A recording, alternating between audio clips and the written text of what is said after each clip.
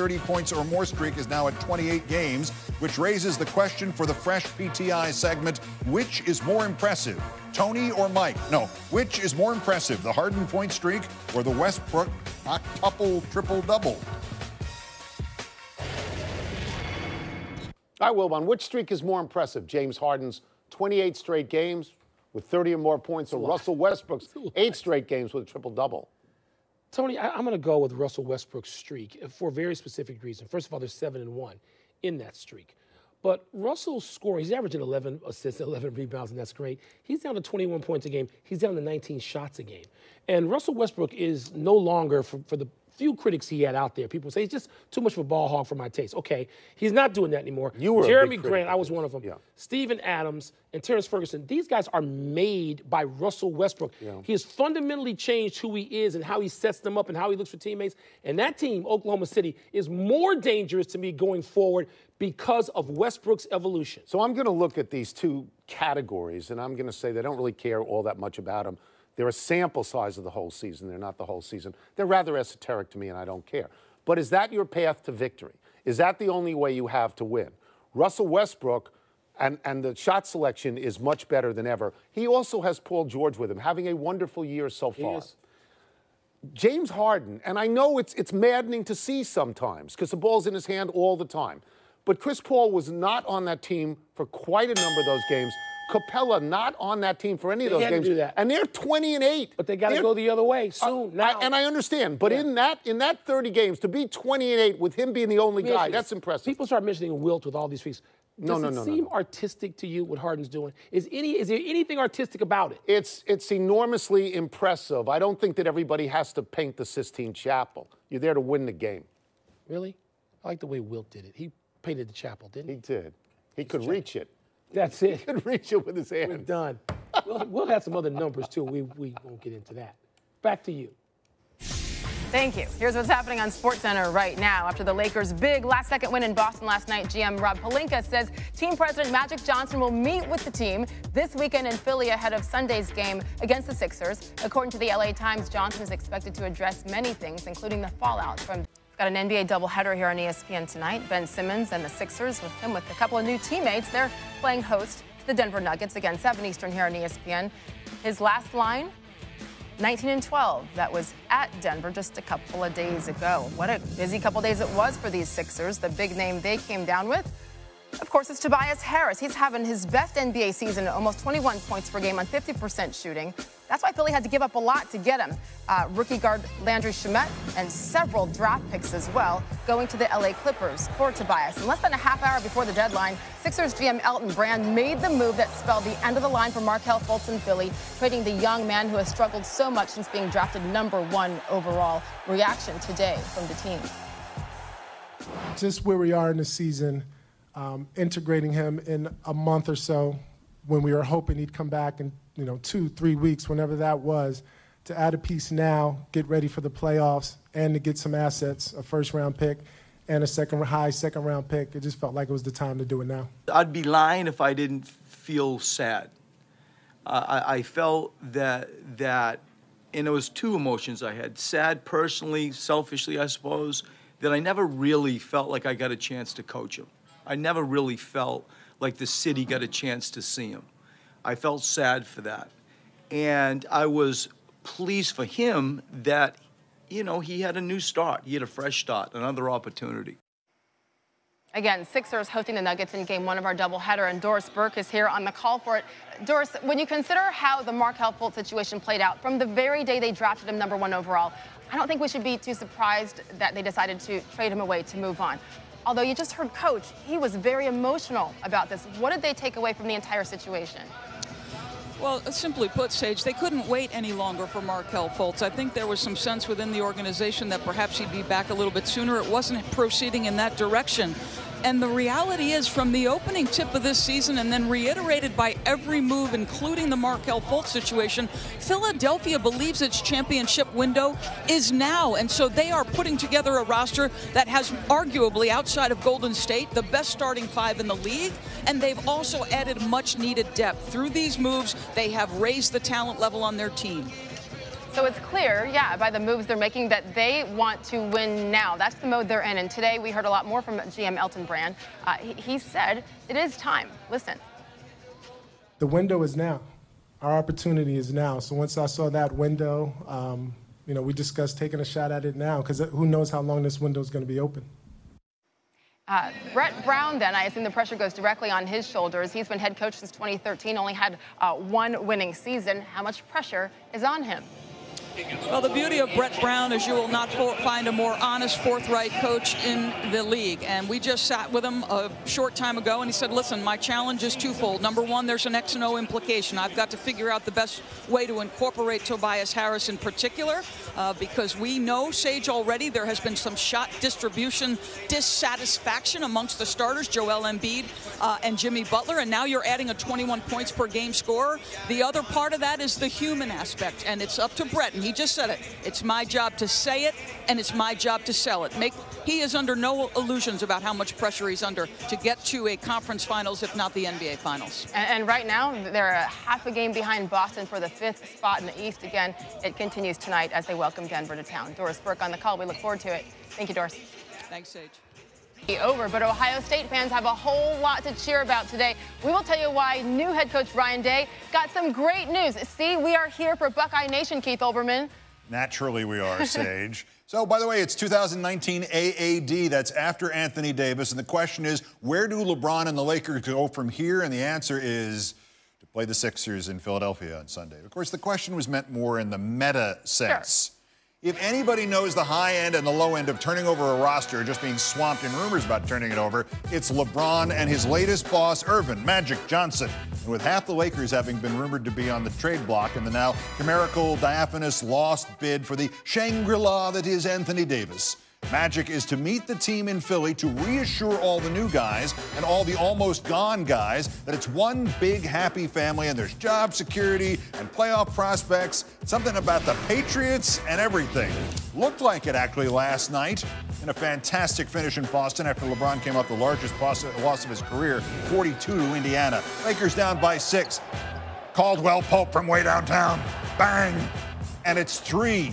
Under a minute to go, Celtics still up by 3. This time LeBron loses it, gets it back, contested, and we're tied at 124. With 22 seconds to go, Lakers have dropped back down by 2. Ingram drives to Kyle Kuzma, knocks down his own 3, and the Lakers are ahead with 18.5 to go. Boston goes back in front, 10 down. Ingram blocked by Horford. Look who it is at the end. It's Rajon Rondo. Vengeance is mine. Lakers win 129-128. And afterwards, Lakers happy. Rondo, revenge, revenge. It definitely feels surreal. I haven't watched the replay yet, but this is one I'll be playing for the rest of my life. He couldn't even dream about that moment, to be back here in the Garden and where he won a championship, where obviously, he has so many memories of being here. And for him to get his hands on the ball at that moment and be able to knock that down, it was a storybook ending. The one thing I know about this group, whether we won this game tonight or lost this game tonight, our guys are going to come in tomorrow and work again because they've done that all year long. I'm really happy for them because it feels good in there, and they deserve that. But, win or lose, we would have been fine tomorrow. Dave McMenamin remains with the Lakers, not dealt, and joins us now from Philadelphia in that game Sunday. And the Magic meeting, when, containing what message, what could he say? Sorry I didn't trade half of you for AD?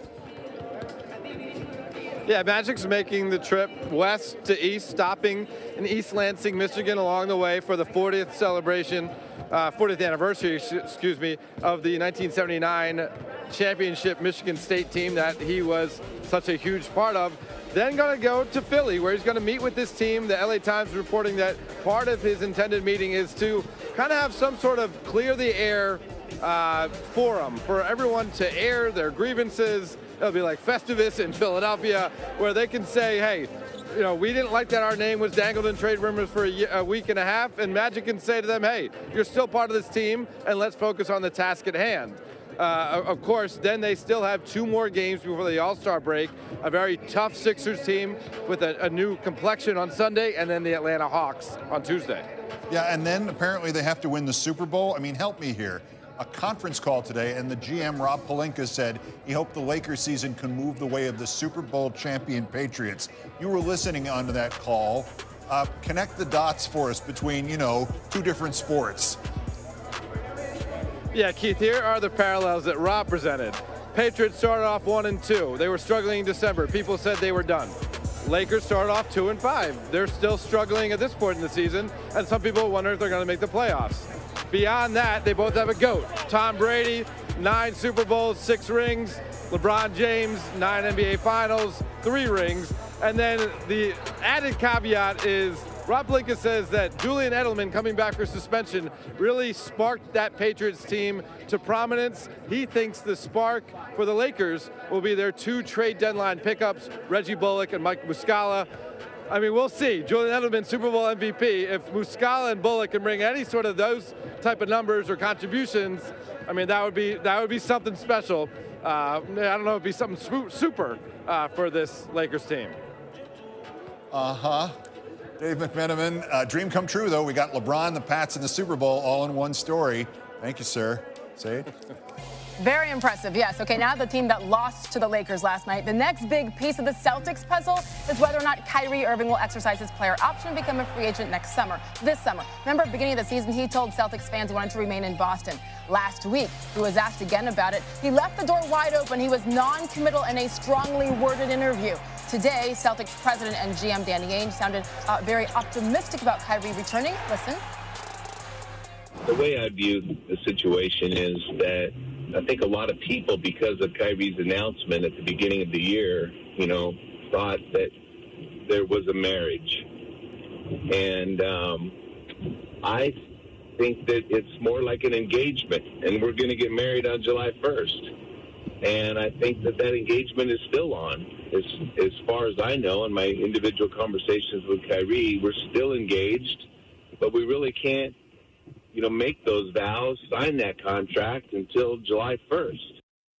This is true. Our insider Adrian Wojnarowski joins me now. So Ainge sounds as optimistic as he can be. Trade deadline, it's gone. Congratulations. Right. So what happens? Do the conversations between the two continue between now and July 1st? Well, first of all, if Danny Ainge says anything differently in public now, it starts that story all the way down the road again. And by wording it the way he did, he at least quells it again. He didn't open it up to any more uncertainty.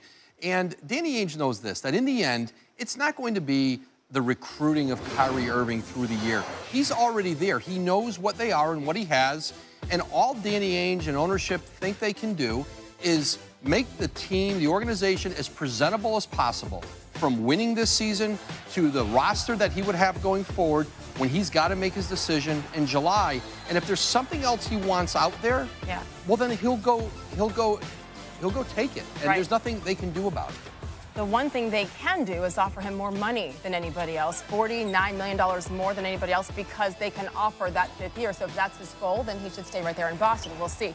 Okay, you broke the news last night that the Pelicans are no longer considering holding Anthony Davis out the rest of the season. He will be playing. Good news to his teammates, of course. Listen.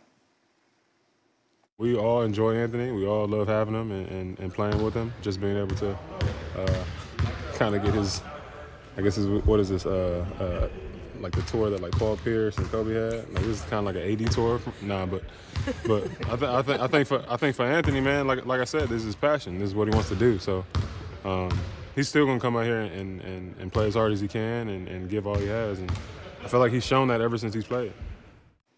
You know, it was a tough couple of weeks for his teammates. So I'm glad they've kept their sense of humor, Woj. But what changed?